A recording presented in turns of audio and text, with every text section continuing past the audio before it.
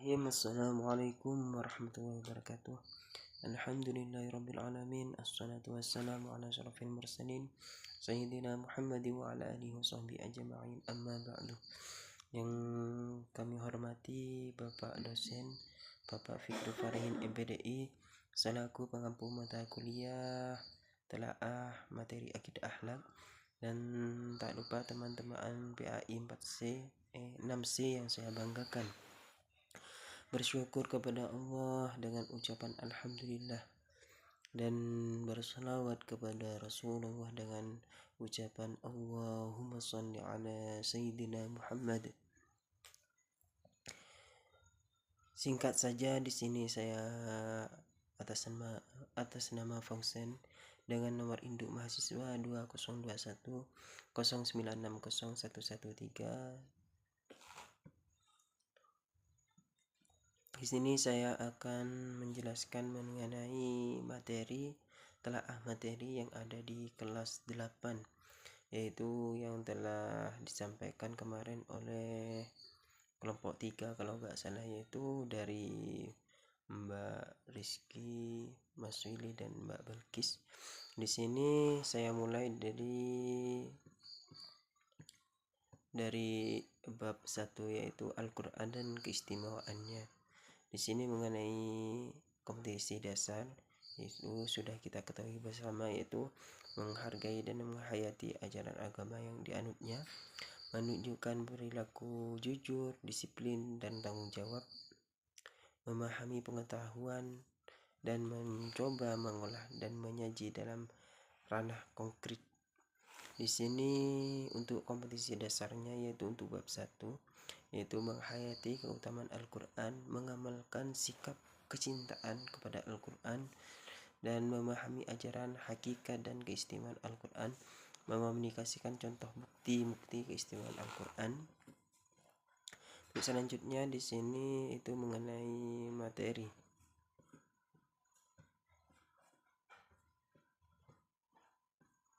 yaitu sejarah diturunkannya Al-Quran, yaitu diturunkan oleh Allah SWT kepada Nabi Muhammad SAW dalam jangka waktu kurang lebih 23 tahun melalui perantara malaikat Jibril secara berangsur-angsur. Di sini penurunan Al-Quran itu tidak langsung pas satu Al-Quran itu diturunkan semua, tidak, tapi melalui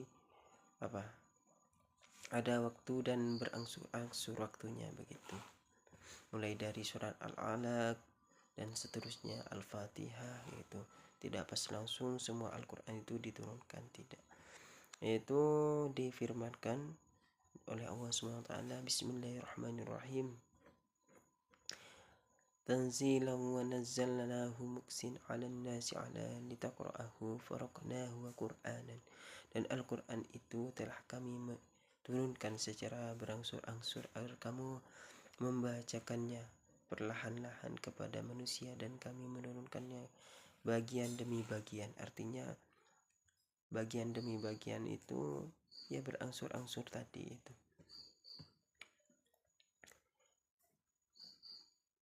Untuk periodisasinya turunnya Al-Quran itu ada 2 periode. Yang pertama yaitu periode sebelum Hijriah dan periode sesudah Hijriah.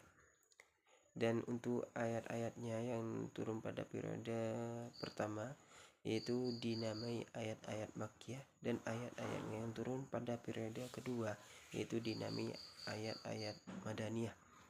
Di sini periode Makkiyah yaitu periode Makkah, yaitu ayat Al-Quran yang turun sebelum Nabi Muhammad SAW hijrah yaitu ke kota Madinah. Untuk yang kedua yaitu sejarah Al-Quran diturunkan di kota Madinah atau periode Madinah begitu, yaitu setelah Nabi hijrah ke Madinah begitu. Untuk selanjutnya sejarah pembukuan Al-Quran. Di sini adapun sejarah pembukuan kondisi Al-Quran, yaitu dibagi dalam dua tahap, yaitu Al-Quran pada zaman Rasulullah, ada Al-Quran pada zaman Khulafaur Rasyidin atau sahabat Rasulullah. Dan untuk selanjutnya itu pengertian dan hakikat Al-Quran. Al-Quran menurut bahasa itu berasal dari kata Qur'an, Qur'anan, yang artinya bacaan atau yang dibaca. Pengertian ini didasarkan pada firman Allah SWT, yaitu di surat Al-Qiyamah ayat 16 sampai 18. Bismillahirrahmanirrahim. La tuharrik bihi lisanaka lita'jala bih. Inna alaina jam'ahu wa qur'anahu fa idza qara'nahu fattabi' qur'anah. Yang artinya yaitu janganlah kamu gerakkan lidahmu dengan membaca Al-Quran, karena hendak cepat-cepat menguasainya. Sesungguhnya atas tanggungan kamilah mengumpulkannya di dadamu dan membuatmu pandai membacanya. Apabila telah selesai membacanya, maka ikutilah bacaan itu. Al-Quran juga mempunyai nama yang cukup banyak, diantaranya yaitu seperti Al-Kitab, Al-Furqan, Al-Zikr, Al-Huda, An-Nur, Al-Bayyinah. Bukti tentang kebenaran Al-Quran yaitu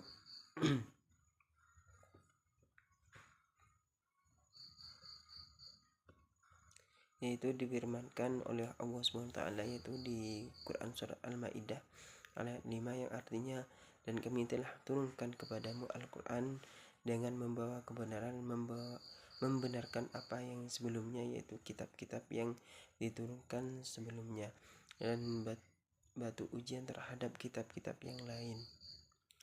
Dan selanjutnya yaitu isi pokok kandungan Al-Quran, yaitu berisi akidah, ibadah, muamalah, akhlakul karimah, takrih, syariat Islam, begitu.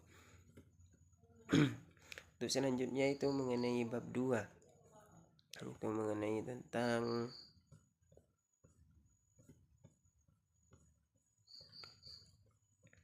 tentang mukjizat dan kejadian luar biasa lainnya. Di sini sudah kita ketahui bahwasanya mukjizat itu adalah suatu hal yang dikodratkan oleh Allah kepada para nabi, begitu. Mukjizat yaitu berasal dari bahasa Arab, yaitu ajaza yu'jizu mu'jizun atau mukjizatun, yaitu berarti sesuatu yang melemahkan atau mengalahkan. Untuk istilah mukjizat berarti sesuatu yang luar biasa yang terjadi pada diri Nabi dan Rasulnya.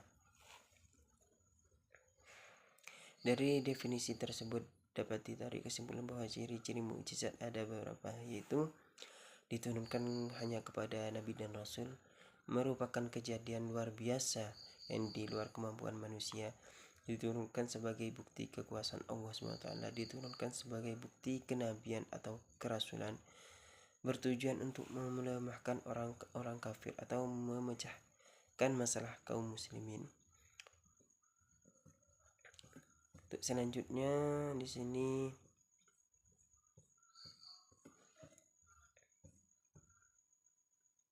hikmah adanya mukjizat atau karamah, irhas dan maunah.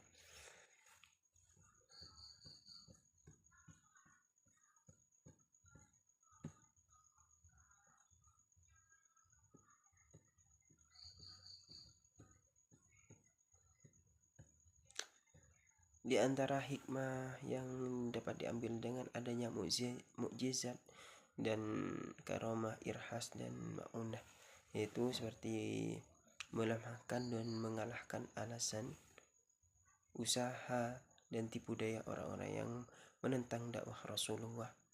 Bagi yang telah mempercayai kepada kenabian, maka mukjizat akan berfungsi untuk memperkuat iman serta menambah keyakinan akan kekuasaan Allah, membuktikan kebenaran Rasul, mempertebal iman kepada Allah, mendekatkan diri kepada Allah, tidak takut akan kesulitan sebagai bukti kebenaran Rasul yang diutus, sebagai azab siksa bagi orang-orang yang kafir, Adapun contoh perilaku yang menerima keyakinan terhadap mukjizat kejadian yang luar biasa, yaitu tidak minta tolong kepada makhluk halus, artinya selalu minta tolong kepada Allah SWT.